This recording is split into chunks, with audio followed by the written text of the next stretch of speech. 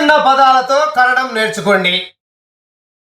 చిన్న చిన్న పదాలతో నేనండి, పెద్ద పెద్ద పదాలతో కష్టపడుతూ కన్నడం నేర్చుకోవాల్సిన పని లేదు. మీకు తెలుగు తెలిస్తే చాలు. మీకు తెలుగు తెలుసు కాబట్టి ఇబ్బందే లేదు. సులభంగా కన్నడం నేర్చుకోవచ్చు. ఇప్పుడు తాను సూత్రంతో స్పోకెన్ కన్నడం. ఏ సూత్రం అండి? తాను సూత్రం. ఈ తాను సూత్రం గురించి వివరంగా తర్వాత పేరు చూద్దాం. ఓకే, నెక్స్ట్ పేజ్ చదవండి.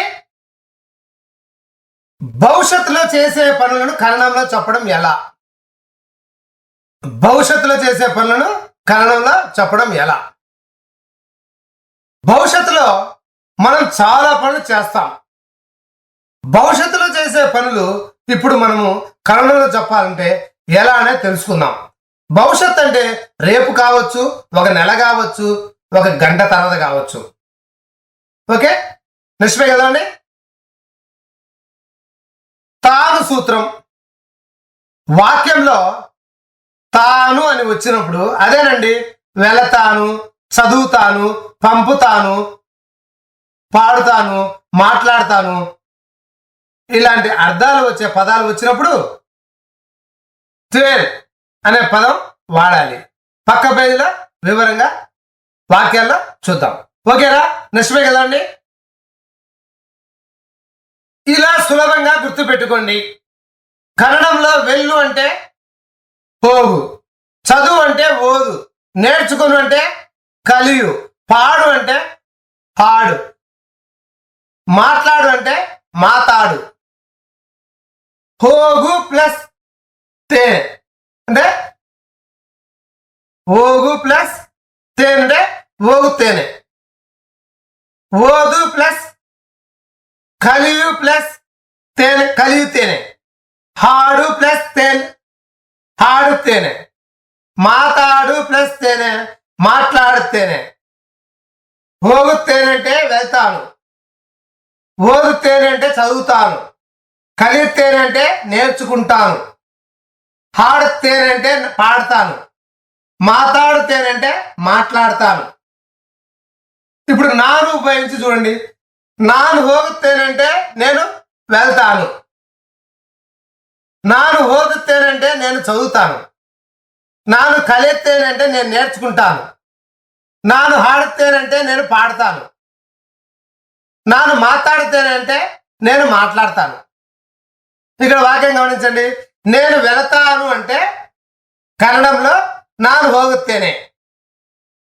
నేను అంటే నాను, వెళతాను అంటే హోగుతేనే. నేను వెళ్తాను అంటే నాను హోగుతేనే. ఓకే, నెక్స్ట్ పేజ్ కదండి. తెలుగులో కన్నడంలో ఇక్కడ మొత్తం ఎన్ని వాక్యాలు ఉన్నాయి?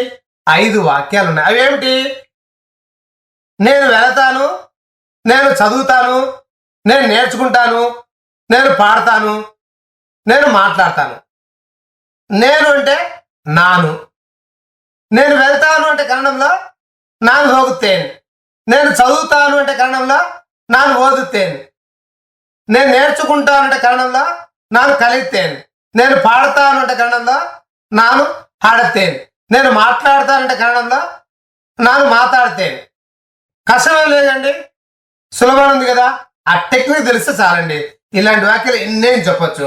ఇదే విధంగా మరికొన్ని వాక్యాలు చూద్దాం. ఓకేనా? నెక్స్ట్ పేజ్ కదండి. తెలుగులో కన్నడంలో ఇక్కడ మొత్తం ఎన్ని వాక్యాలు ఉన్నాయి? 5 వాక్యాలు ఉన్నాయి. అవేంటి? నేను కలుస్తాను, నేను చూస్తాను, నేను చెల్లిస్తాను, నేను రాస్తాను, నేను నడుస్తాను. నేను అంటే నాను.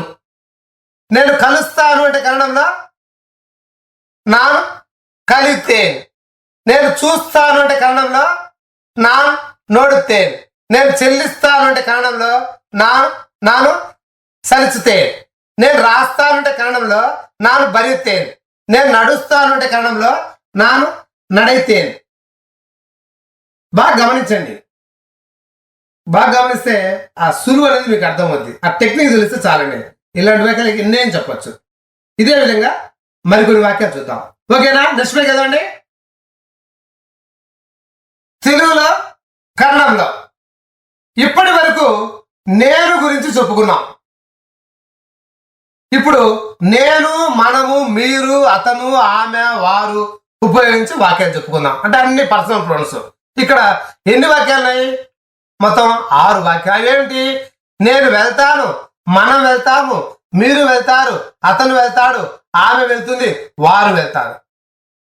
నేను అంటే నాను, వెళ్తాను అంటే హోగుతేన్, నేను వెళ్తాను అంటే నాను హోగుతేన్, మనం అంటే నావు, వెళ్తామంటే హోగుతేవే, మనం వెళ్తామంటే నావు హోగుతేవే, మీరు అంటే నీవు, వెళ్తారు అంటే హోగుతిరి, మీరు వెళ్తారు అంటే నీవు హోగుతిరి, అతను అంటే అవను, వెళ్తాడు అంటే హోగుతానే, అతను వెళ్తాడు అంటే అవను హోగుతానే, ఆమె అంటే అవಳು, వెళ్తుంది అంటే హోగుతాలే, ఆమె వెళ్తుంది అంటే అవಳು హోగుతాలే, వారు అంటే అవరు, వెళ్తారు అంటే హోగుతారే, వారు వెళ్తారు అంటే అవరు హోగుతారే.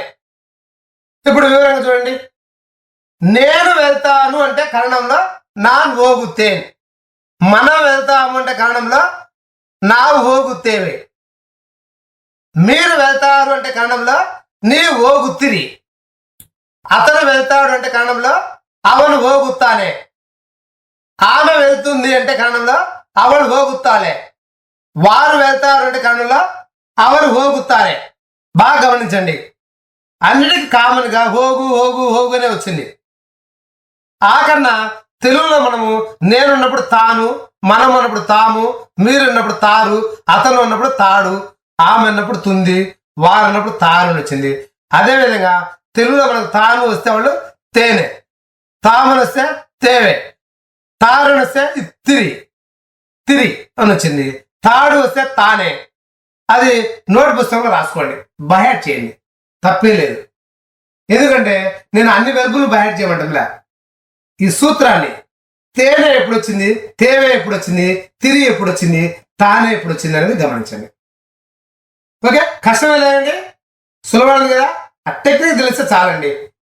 తప్పకుండా మీ నోట్స్ లో రాసుకోండి. ఓకే, నిజమే కదా అండి. హాయ్ ఫ్రెండ్స్, ఇప్పుడు మీరు తేనె సూత్రం సహాయంతో వాక్యం కన్నడంలో చెప్పడం ఎలాగో నేర్చుకున్నారు. అదే విధంగా తేనె సూత్రం ద్వారా కన్నడంలో ఎలాంటి వాక్యాలైనా, ఎన్ని వాక్యాలైనా చక్కగా 100% మాట్లాడగలనే నేను నమ్ముతున్నాను. చిన్న చిన్న వాక్యాలైనా, పెద్ద పెద్ద వాక్యాలైనా, ఎన్నైనా ఈ తేనె సూత్రం ద్వారా మాట్లాడవచ్చును. ఇక ఈ తేనె సూత్రం ద్వారా మీకు తెలిసిన ఎన్నో వాక్యాలను మాట్లాడండి. ఈ సూత్రం అయిపోయింది. ఈ వీడియో ఇంతటితో అయిపోయిందండి.